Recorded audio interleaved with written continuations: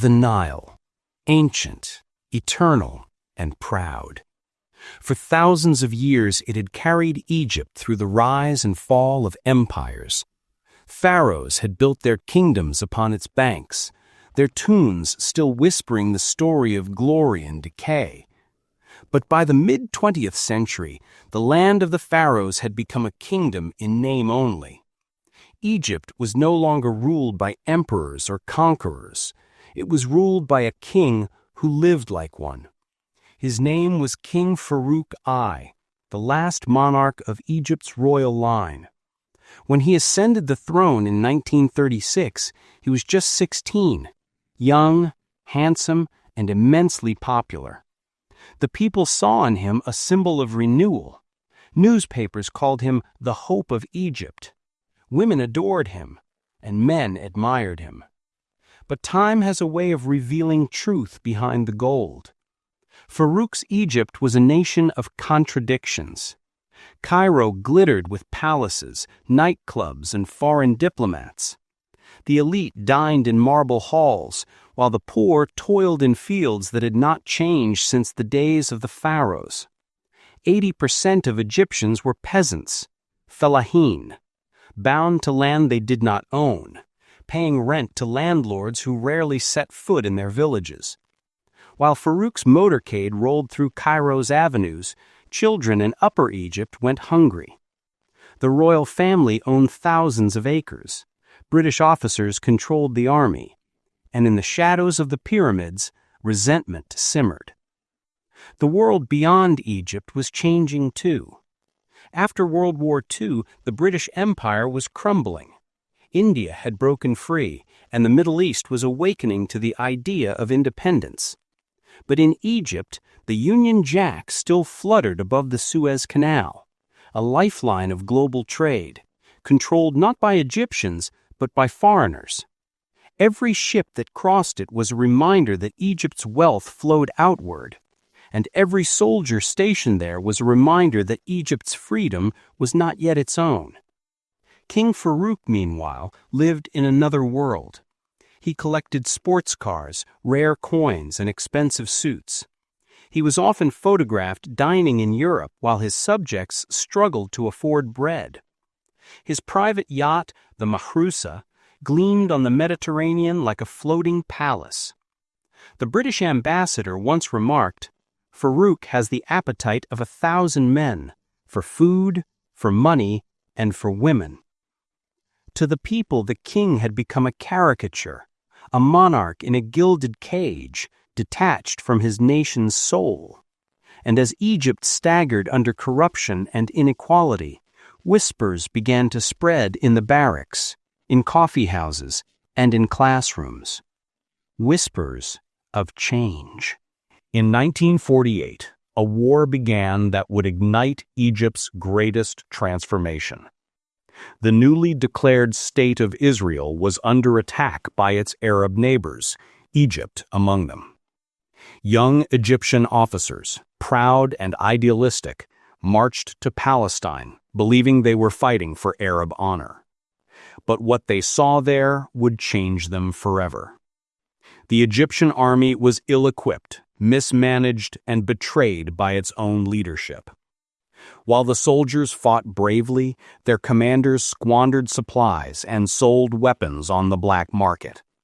Men died in the desert because their bullets jammed, their rations spoiled, and their radios failed. And when the war ended in defeat, the humiliation ran deep. Tens of thousands of Egyptian soldiers returned home, not as heroes, but as symbols of failure. Among them was a young lieutenant named Gamal Abdel Nasser. He had watched his friends die in Palestine, not because they lacked courage, but because they lacked leadership. In his diary, Nasser wrote, "We were sent to die not for Egypt, but for the corruption that has enslaved her." It was in those deserts that Nasser's revolution was born. He returned to Cairo filled with anger, not against Israel, but against his own government.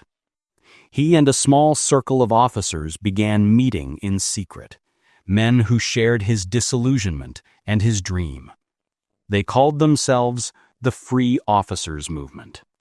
Their goal was simple: to free Egypt from both the British and their Egyptian puppets. In the cafes of downtown Cairo, politics buzzed like the hum of traffic.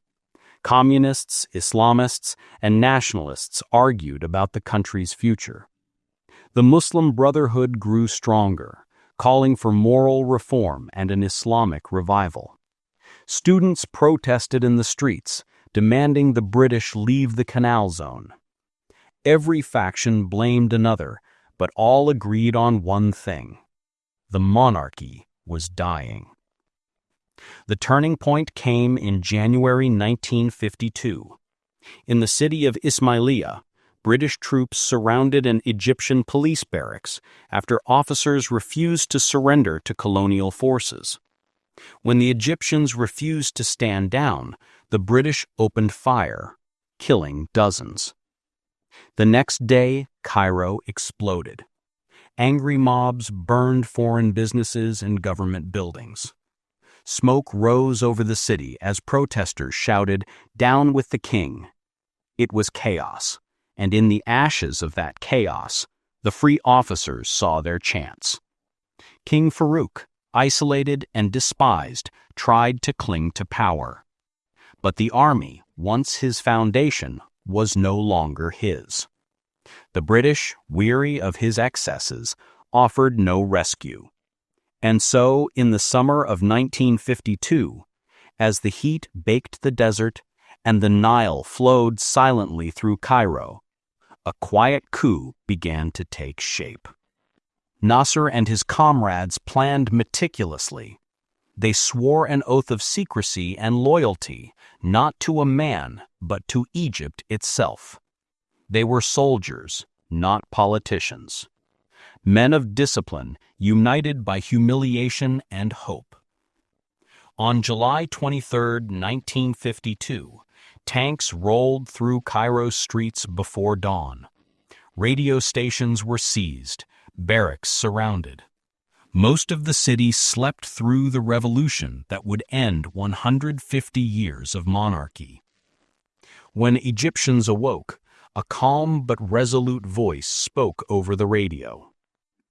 "Citizens of Egypt, your army has undertaken to cleanse the country of corruption. We have no ambitions except to serve our beloved nation." That voice belonged not to Nasser, but to General Mohammed Naguib, the respected figurehead chosen to front the coup. But behind him, the strategist, the visionary, stood Nasser. King Farouk fled to his yacht, sailing into exile as the Egyptian people watched from the shore. He left behind palaces, gold, and a country reborn.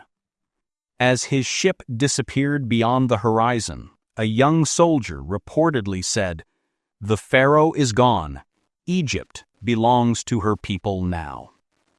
For the first time in centuries, Egypt was free, not under a crown nor a colonial power, but under its own hand. But freedom, as history often reminds us, is only the beginning. Because the revolution that began with unity would soon test its leaders, its people, and its very soul. The struggle for Egypt's destiny was far from over. It had only just begun. The night was thick with heat. Cairo, July 1952, a restless city caught between the old and the new, between loyalty and despair. The Nile flowed quietly under the moonlight, but the streets above were anything but calm. Whispers of rebellion ran like electricity through every alley and cafe. Egypt was suffocating. The monarchy of King Farouk, once seen as a symbol of prestige and modernity, had become a relic of corruption and excess. His palaces gleamed, his cars sparkled, and his lavish banquets dazzled the elite. But beyond those gilded walls, ordinary Egyptians struggled under poverty, humiliation, and colonial control. British officers still lingered like ghosts of empire, their boots heavy on Egyptian soil, guarding the Suez Canal, Egypt's lifeline, as if it were their own. The people had grown tired. Farmers had lost their land, workers had lost their faith, and soldiers had lost their pride. The defeat in Palestine in 1948, when Egypt's army crumbled before the newly born state of Israel, had left a deep scar, not just on the battlefield, but in the nation's soul. Young officers returned home broken and bitter. They had fought bravely, but were betrayed by old men in suits and silk ties, politicians who played games while soldiers bled. Among these disillusioned officers was a man whose calm eyes hid a storm, Gamal Abdel Nasser. He was no general then, just a young lieutenant colonel, born of humble origins in Alexandria, raised on ideals of honor and dignity. To him, the defeat was not just a military loss, it was a humiliation of a people who had forgotten their strength. We lost, not because we were weak, but because our leaders were corrupt, Nasser would later say. And so, in secret, a movement began, the Free Officers, a small group of men bound not by ambition, but by conviction. They met in quiet rooms, behind drawn curtains, sharing dreams of a free Egypt, an Egypt ruled not by kings and foreigners, but by its own people. Their mission was simple: end the monarchy, expel the British, restore dignity. But their path was dangerous. One mistake could mean death. Cairo's police were loyal to the palace, and spies lurked everywhere. Still, the plan moved forward. A coup was coming. By the summer of 1952, Egypt was a powder keg waiting for a spark, and on the night of July 22nd, that spark finally came. Midnight, July 22nd, 1952. In the barracks of Cairo, soldiers moved quietly in the dark. Engines rumbled softly as tanks rolled into position. Radios crackled with coded messages. The Free Officers were in motion. A revolution was about to be born. At the heart of the operation was Nasser, calm, focused, unflinching. But he wasn't alone. His comrade, Major General Mohammed Naguib, older and respected, was the public face of their rebellion. To the outside world, Naguib would be the leader, the respectable officer with the authority to win over the army. But those within knew the truth. The real architect was Nasser. At 1 a.m., Free Officer units seized control of key military installations, radio stations, communication lines, and army headquarters. By dawn, Cairo woke to an unfamiliar silence. No royal decree, no orders from the palace, just the voice of a calm announcer on the radio. The Egyptian army has carried out the wishes of the people. The corrupt elements have been removed, and the country's destiny is now in the hands of honest men. The revolution had begun, bloodless, swift, and unstoppable. King Farouk, once a symbol of power, now sat trembling in his palace at Alexandria. His generals refused to fight. His ministers vanished. Even his guards abandoned him. The royal yacht, Al-Marusa, waited in the harbor, the same ship his ancestors had used to welcome foreign guests. Now it would take him away, into exile. On July 26th, under the watchful eyes of Egyptian officers, King Farouk boarded his ship, humiliated, defeated. He paused, looked back at the flag of his kingdom, and whispered, "I leave Egypt to its fate." The ship's engines roared. cutting through the waves, leaving behind the land he once ruled. For the first time in 150 years, Egypt was free from monarchy. But the jubilation in the streets masked deeper questions. What next? Who would rule? What would Egypt become? The free officers had won the battle, but now they faced the far greater war of rebuilding a nation. The days that followed were filled with hope and uncertainty. Crowds filled Tahrir Square, cheering for Naguib and the army. Posters declared "Down with corruption" and "Long live the free officers." For a moment, Egypt stood united, rich and poor, Muslim and Copt, soldier and civilian, all believing that a new dawn had come.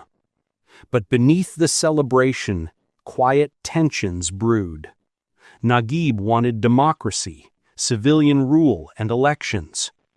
Nasser wanted something deeper, not just a change of faces, but a change of destiny.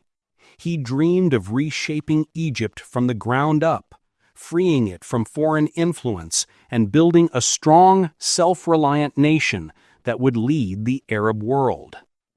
Two visions, one revolution. As Nasser sat in his modest office late one night, he looked at the map of Egypt and whispered to himself, "We have taken the power. Now we must give the people their pride." He knew the hardest part was yet to come, to turn rebellion to rebirth. And so, while Cairo celebrated, Nasser began to plan the next phase, a deeper transformation that would not just end monarchy, but challenge the entire structure of Arab politics. The revolution of July 23rd had changed Egypt's rulers. Now, it was about to change its soul. Cairo, 1953, a year after the revolution. The air was thick with promise and with questions. The monarchy was gone. The royal palaces stood silent, their golden gates closed. But Egypt's future was still unwritten. The people had overthrown their king, yet they were still waiting for a leader. In the barracks and meeting halls, the free officers debated what to do next. Should Egypt become a democracy, a republic, a socialist state? Everyone had an opinion, but only one man had a vision big enough to bind them all. Gamal Abdel Nasser. Calm, intense, and quietly determined. He was not a politician in the traditional sense. He was a soldier, a man who understood order, loyalty, and sacrifice. But he also had something rarer, a sense of destiny. To Nasser, the revolution was not an end, but a beginning. He dreamed of rebuilding Egypt from its ruins, of lifting millions from poverty, reclaiming the nation's dignity, and turning Cairo into the beating heart of the Arab world. Yet the challenges before him were immense. Egypt was still tied by invisible chains. British troops still controlled the Suez Canal, the country's greatest economic artery. Foreign companies owned Egypt's banks, cotton, and industry. Illiteracy was widespread. The poor had no land, and the gap between rich and poor was a wound too deep to ignore. As Nasser walked through the streets of Cairo, he saw barefoot children playing in the dust beside cars driven by the elite. He saw farmers bent under the sun, while landlords grew fat on rent. And in every face he saw the question, was this the freedom we fought for? Something had to change, not just politically, but socially. Egypt needed to be reborn. So, in 1953, the free officers announced the abolition of the monarchy and declared the Republic of Egypt. General Muhammad Naguib became the first president, a respected elder, a hero of the revolution. But everyone knew that behind the scenes, the young Colonel Nasser was the true driving force. Naguib believed Egypt should return to civilian rule, that elections should come quickly. But Nasser was cautious. He feared that old politicians, the same men who had failed the country before, would return to power and undo everything. The tension grew, slowly and silently, until one night it could no longer be hidden. In early 1954, Naguib confronted Nasser, demanding the army return to its barracks and hand over power to a civilian government. Nasser refused. He believed that Egypt was not yet ready, that the revolution's goals were too fragile to be left to politicians. It was the revolution's first internal war. Meetings turned into shouting matches, supporters divided, the newspapers filled with rumors of arrests and betrayal. Then, in March 1954, tanks rolled once again through Cairo. But this time, they were not aimed at a king. They were aimed at Naguib. He was forced to resign, placed under house arrest, and replaced by Nasser, the quiet colonel who now stepped into the light as Egypt's true leader. "We are not seeking power," Nasser declared in a speech soon after. "We are seeking dignity for every Egyptian, for every Arab." And with those words, the Nasser era truly began. The Egypt that Nasser inherited was broken, economically, politically, and psychologically. But he believed he could rebuild it from the ground up. The first pillar of his plan was social justice. He launched an ambitious land reform program, redistributing farmland from the wealthy landlords to poor peasants. No family could now own more than 200 acres. For the first time, farmers could till their own soil, harvest their own crops, and keep their own profits. It was a revolutionary idea in a society built on centuries of hierarchy. Some landlords fled, others resisted. But for the peasants, the forgotten millions, it was a new dawn. In villages across the Nile Delta, people celebrated by raising Nasser's portraits, shouting, "Long live the revolution!" The second pillar was education. Nasser believed ignorance was the enemy of freedom. He built schools, opened universities, and expanded literacy programs across the country.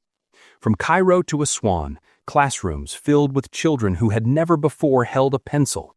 For the first time, Egyptian girls began attending schools in large numbers. Then came industrialization, Nasser's dream of turning Egypt into a modern power. He invited engineers, invested in factories, and launched bold projects like the High Dam at Aswan, a symbol of progress and defiance. The dam would control the Nile's floods, generate electricity, and irrigate millions of acres of farmland. But beyond the bricks and blueprints, there was something even bigger in Nasser's plan: Arab nationalism. He believed Egypt's destiny was tied to the Arab world, that the borders drawn by colonial powers were artificial, meant to divide and weaken the peoples. He envisioned a single, united Arab nation, strong, proud, and independent from the West. "Our revolution is not for Egypt alone," he told cheering crowds. "It is for every Arab who seeks freedom, for every nation that refuses to bow." His voice became a rallying cry across the Middle East. From Baghdad to Damascus, from Algiers to Sana'a, millions listened to Radio Cairo, inspired by the voice of a man who dared to speak against empires. But not everyone was cheering. The West, Britain, France, and especially the United States watched with growing concern. To them, Nasser was unpredictable. He was neither a capitalist nor a communist, but something entirely his own, a nationalist who rejected both Western domination and Soviet control. He nationalized industries, limited foreign investments, and spoke of reclaiming the Suez Canal, still under British control, as Egypt's sovereign right. It was a bold move and a dangerous one. By 1955, Nasser had become not just Egypt's leader, but the symbol of defiance in a world still divided by the Cold War. He refused to join Western military alliances, instead co-founding the Non-Aligned Movement, alongside India's Nehru and Yugoslavia's Tito, a coalition of nations that chose independence over obedience. To his people, he was the voice of pride. To the West, he was the face of rebellion. But behind the triumphs were tensions brewing. At home, the Muslim Brotherhood, once allied with the revolution, turned against Nasser. They accused him of abandoning Islam for secularism, of replacing one tyranny with another. In October 1954, during a public speech in Alexandria, a gunman fired at Nasser. The bullets missed. The crowd screamed. Soldiers rushed to shield him. But Nasser did not move. He gripped the podium, his voice steady and fierce. "Let them kill me if they wish. I am one of you, ready to die for Egypt." The crowd erupted. "Nasser, Nasser, Nasser," as his legend was sealed. That moment transformed him from a leader into a myth. To the people, he was no longer just a man. He was Egypt itself. The Brotherhood was crushed. Thousands were arrested. Opposition silenced. Nasser had survived, but Egypt had entered a new phase, one of both progress and control. His government began to resemble a one-party state. Newspapers echoed his slogans. Critics vanished, but for the majority, those sacrifices seemed necessary, the price of unity and progress. And in many ways, Egypt was changing. Women entered universities. Factories rose along the Nile. The High Dam neared completion. Foreign investors began to take Egypt seriously again, not as a colony, but as a partner. Nasser's portrait hung in classrooms and homes. His speeches played from every radio. He was the son of the people, the soldier who had risen from the barracks to reshape history. But as the decade drew to a close, storm clouds began to gather. The Suez Canal, still under British and French influence, remained a wound in Nasser's pride. The West continued to treat Egypt as a pawn, offering aid with strings attached. And Israel, to the east, watched warily as Nasser's rhetoric grew bolder. He had rebuilt Egypt, but could he defend it? In the quiet of his office, Nasser often looked at the portraits of his fellow officers, some gone, some forgotten, and wondered if this was the Egypt they had dreamed of. He had given the nation strength, but not peace. He had given the people pride, but not yet prosperity. And deep down he knew, revolutions are not won by guns or speeches alone, but by the courage to face what comes next. The year was 1956, and Egypt was a country full of dreams and hope. The sun shone brightly over the Nile River, which had been the lifeline of Egypt for thousands of years. People worked hard on farms and markets and along the riverbanks, dreaming of a better future. And in the midst of all this, there was a leader who had captured the hearts of the people, Gamal Abdel Nasser. Nasser was not born a king or a rich man. He had grown up seeing his country under the control of foreign powers. For years, Britain and France had influenced Egypt's politics, its trade, and even its economy. Nasser saw the struggles of ordinary Egyptians, and he dreamed of a country that could stand tall and independent, free from the control of others. One of the most important parts of Egypt was the Suez Canal. It was a long, narrow waterway that connected the Mediterranean Sea to the Red Sea, allowing ships to carry goods, food, and oil from faraway places. But for decades, the canal had been controlled mostly by foreign powers, not by Egypt. To many people, it was a symbol of colonial rule, a reminder that their country was not fully free. Nasser made a brave and bold decision. On July 26, 1956, he announced that the Suez Canal would belong to Egypt. This meant that Egypt would now run the canal itself. People across the country were overjoyed. They waved flags, sang songs, and celebrated in the streets. For the first time in decades, Egypt was taking control of its own destiny. But not everyone was happy. Britain and France were shocked. They had relied on the canal for trade and oil, and losing control made them feel weak. They began to make secret plans to regain power. They even reached out to Israel, which was worried about Nasser's growing influence and the support he gave to Arab countries. Together, these three countries plotted a military invasion of Egypt. Even though the threat was real, Nasser did not back down. He told the people of Egypt, "We will not give up. This is our country, and we will protect it." His words were full of courage, and the people believed him. Volunteers joined the army, farmers and shopkeepers offered their help, and Egypt prepared to defend itself. The world was watching closely.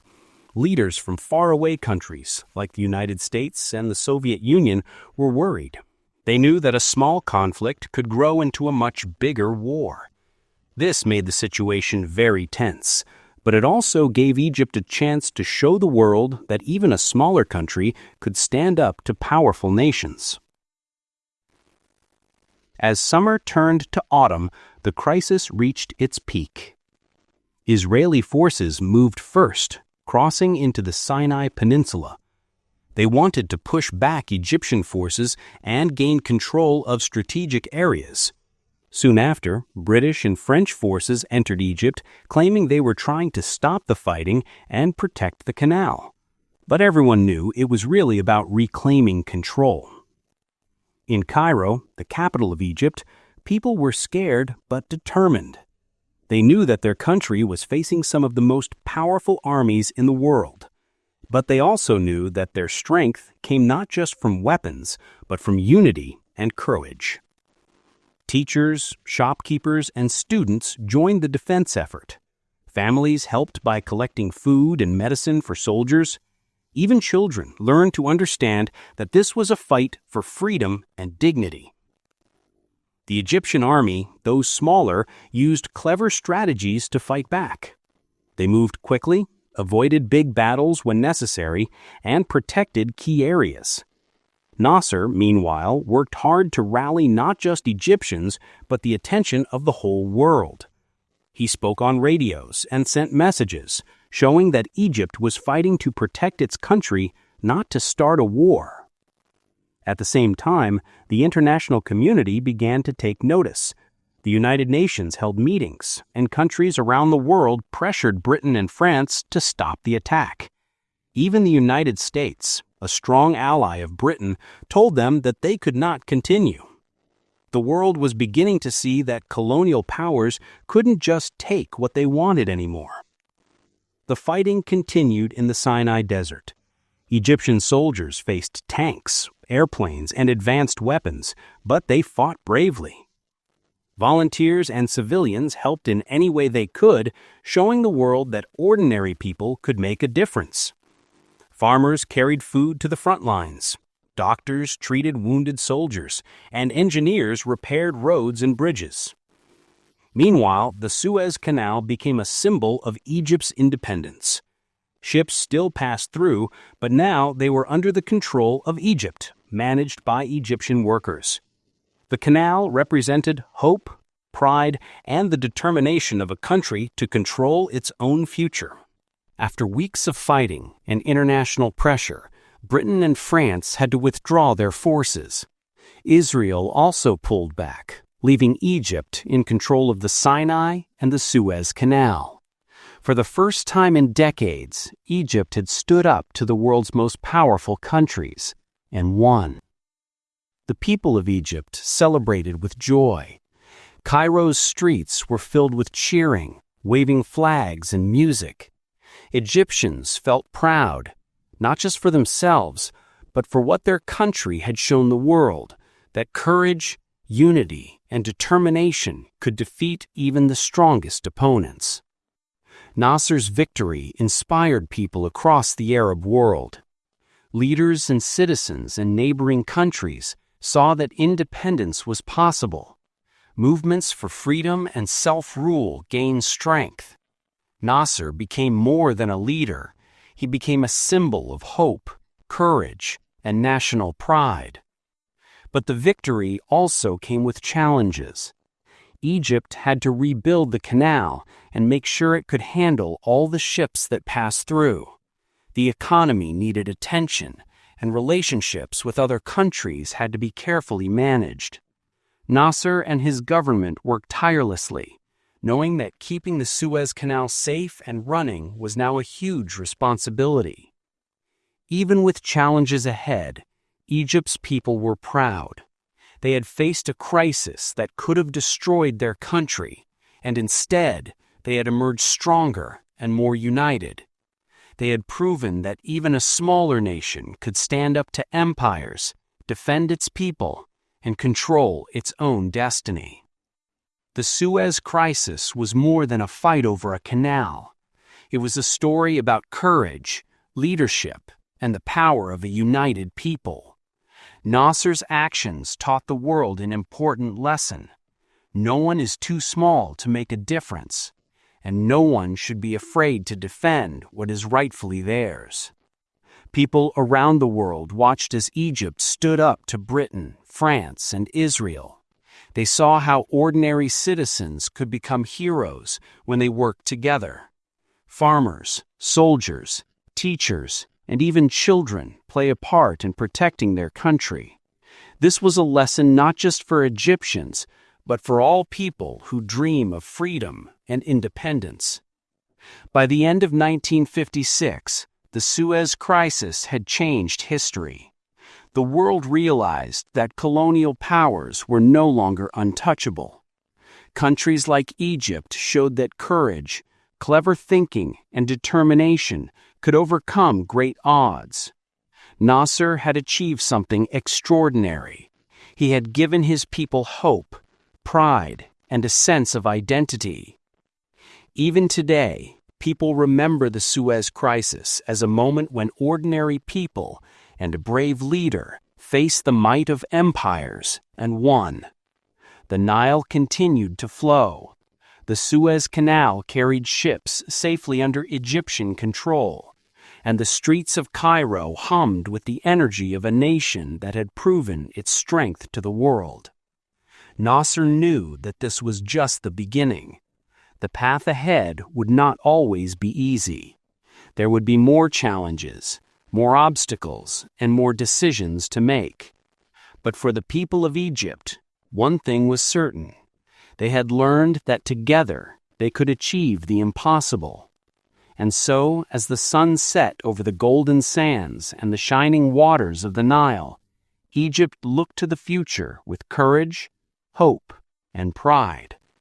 The Suez Crisis was a story of bravery, unity, and victory, a story that would inspire generations to come. After the victory of the Suez Crisis in 1956, Egypt was a country full of hope and excitement. The people had seen their nation stand up to some of the most powerful countries in the world, and they had won. Pride, unity, and optimism filled the streets of Cairo, the towns along the Nile, and the small villages in the desert. But Nasser knew that winning the Suez Canal was only the beginning. To truly make Egypt strong, fair, and independent, the country needed schools, hospitals, farms, factories, and electricity.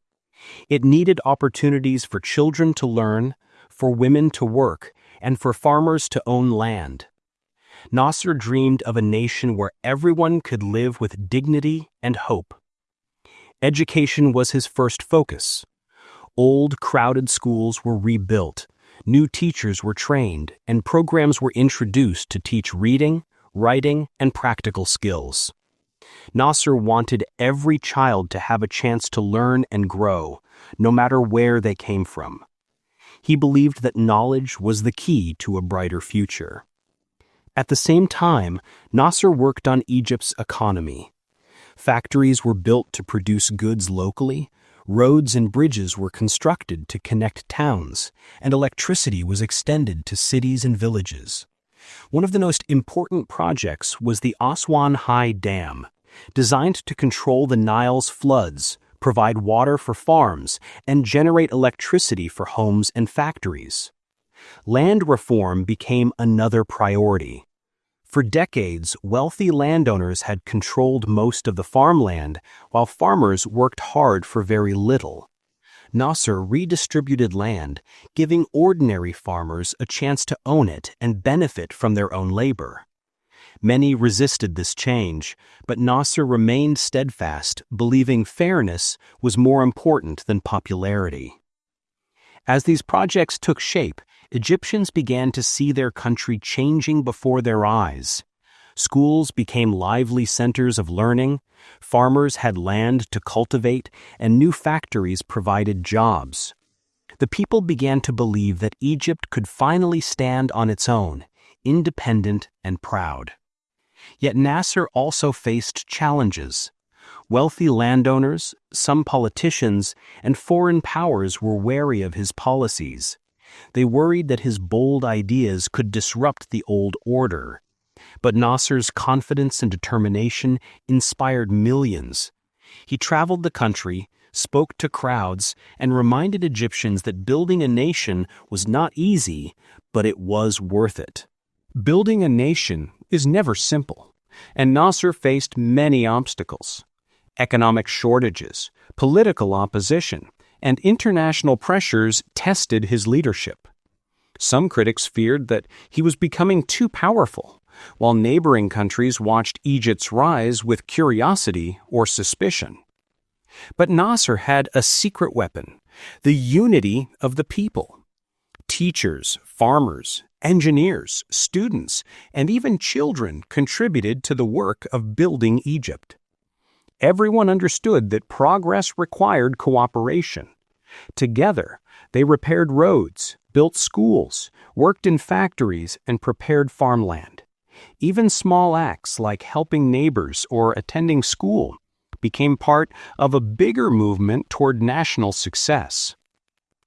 Social reforms were also central to Nasser's vision. Healthcare improved across the country. Hospitals were built, vaccination programs were introduced, and doctors treated people who had never received proper medical care before. Mothers and children became healthier, and life in villages slowly improved. Women were encouraged to go to school, pursue careers, and take part in public life. These steps, while gradual, gave hope for future generations. Girls could now dream just as big as boys, and the idea of equality began to take root in Egyptian society. Nasser also focused on national pride and unity. Festivals, cultural events, and sports competitions brought people together. Egyptians felt connected not only to their country, but to each other. Even when projects like the Aswan Dam were difficult and tiring, people remembered that their work was helping the entire nation. Internationally, Nasser became a symbol of independence and courage. Countries in Africa and the Middle East admired Egypt's strength and sought guidance from Nasser's leadership. He navigated relationships with superpowers like the United States and the Soviet Union, accepting support when necessary, but always insisting that Egypt made its own decisions. Despite the successes, challenges continued. Economic problems, shortages, and opposition required constant attention. But Nasser faced them with determination and optimism, reminding Egyptians that building a nation took patience, courage, and teamwork. By the early 1960s, Egypt had transformed dramatically. Schools, hospitals, farms, and factories created opportunities and improved lives. Ordinary citizens saw the results of Nasser's vision every day. The country had become stronger, more independent, and more united. Nasser's story became an inspiration for generations. children who went to school, women who pursued careers, and farmers who owned land all benefited from his leadership. He showed that one determined leader, guided by fairness and vision, could change the lives of millions. As the sun set over the Nile, Egyptians looked toward the future with hope. They had faced challenges, stood up to powerful nations, and built a stronger society. And with leaders like Nasser, they knew that dreams of a better Egypt could become reality. The story of Nasser's leadership was more than politics. It was about people, courage, and the belief that ordinary individuals working together can achieve extraordinary things. The journey of Egypt under Nasser became a symbol for other nations seeking freedom, justice, and independence. By the early 1960s, Nasser had become one of the most recognized leaders in the Arab world. He was admired not only in Egypt, but across Africa and the Middle East for his courage, his vision, and the way he had stood up to Britain and France during the Suez Crisis. That victory had transformed Egypt from a country under the shadow of colonial powers into a symbol of hope, independence, and pride. But Nasser's ambitions went beyond Egypt. He dreamed of Arab unity, believing that countries in the Middle East and North Africa could grow stronger if they worked together. He called this idea Pan-Arabism. In speeches and broadcasts, he spoke about cooperation, shared resources, and the common destiny for Arab nations. To many, he was a hero. His speeches inspired hope, and his victories became stories children would hear for generations. However, not all leaders agreed with Nasser. Some feared his influence and worried that his ideas might challenge their own rule. This tension led to what historians later called the Arab Cold War, a period of political rivalries, secret plots, and alliances between Arab nations. Countries like Iraq, Saudi Arabia, and Jordan sometimes supported Nasser, sometimes opposed him, and sometimes watched cautiously, unsure of his next move. Inside Egypt, Nasser continued to build the nation. Schools were built and modernized. Children learned reading, writing, and math, and programs were introduced to teach practical skills for the future. Hospitals expanded, vaccination programs were introduced, and rural areas that had never seen proper medical care now had doctors and clinics.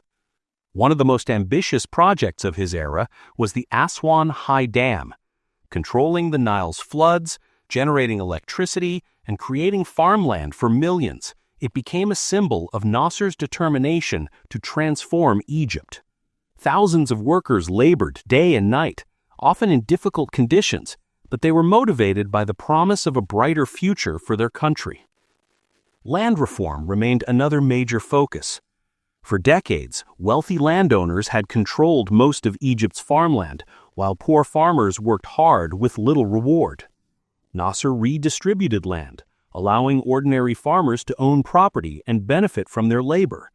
Though some resisted these changes, millions of Egyptians experienced for the first time a sense of fairness, dignity, and independence. Nasser also had to carefully navigate foreign relations. The Cold War was in full swing, and Egypt's position was crucial. He accepted aid and loans from the Soviet Union for development projects like the dam, while skillfully maintaining independence from superpowers. He showed the world that Egypt could take help without being controlled, a lesson in courage and diplomacy. Even as Egypt prospered, Nasser faced serious challenges. Political opposition, economic difficulties, and international tensions required constant attention. Relations with Israel remained tense, leading to skirmishes along borders. Some Arab nations feared his growing influence and pan-Arab vision, creating political rivalries. Yet Nasser remained a symbol of resilience and hope. He continued to inspire the people of Egypt with speeches, visits, and direct engagement with citizens. Women were encouraged to attend school and take part in public life. Children learned skills that prepared them for the modern world. Healthcare improved, and more citizens felt that their government cared about them. Even during times of tension, Egyptians felt proud. They had witnessed their country stand up to foreign powers, control the Suez Canal, build schools and hospitals, and create opportunities for ordinary citizens. Nasser had proven that leadership was not just about power, it was about vision, courage, and service to the people. Nasser's influence also extended beyond Egypt. Countries across Africa and the Middle East looked to him as a guide. Movements for independence, reform, and social progress were inspired by his leadership. He became a symbol that even smaller nations could stand up to empires, shape their own destinies, and inspire others. By the late 1960s, Egypt had transformed dramatically. The Aswan High Dam, industrial projects, improved agriculture, schools and hospitals had created a sense of progress and hope. Citizens felt proud of their country and confident about the future. Nasser's vision of unity, justice, and independence had left a lasting imprint on his nation. Nasser's story teaches us that true leadership is about people, hope, and action. It shows that ordinary citizens, when united behind a shared vision, can achieve extraordinary things. His legacy is not only about the victories he achieved, but also about the dreams he inspired, the lives he improved, and the courage he instilled in a generation. As the sun set over Cairo and the Nile, Egypt reflected on its remarkable journey. From standing up to colonial powers to building schools, hospitals, and dams, the nation had proven that dreams could become reality when a leader and a people worked together. Nasser's courage, vision, and belief in the people created a legacy that would inspire generations for years to come. As we close this journey through Egypt's remarkable history under Gamal Abdel Nasser, we see a story of courage, hope, and unity. From the daring control of the Suez Canal to building schools, hospitals, and the mighty Aswan High Dam, Nasser showed that one determined leader and a united people can change the course of a nation. He taught the world that freedom, fairness, and vision are worth fighting for, that even ordinary farmers, teachers, children, and families can be part of something greater, something that shapes history. His legacy lives on, not just in Egypt, but in the hearts of anyone who dreams of a better world. And now, the story doesn't end here. History is full of lessons, courage, and inspiration waiting for you to discover. If you loved learning about Nasser and the incredible journey of Egypt, make sure to subscribe to our channel. Hit the bell icon so you never miss a new story that brings history to life in a way that's exciting, emotional, and easy to understand. Remember, every great story is better when it's shared. Like, comment, and tell your friends, because together we can explore history, learn from the past, and imagine a brighter future. Subscribe now and join us on the next adventure through time.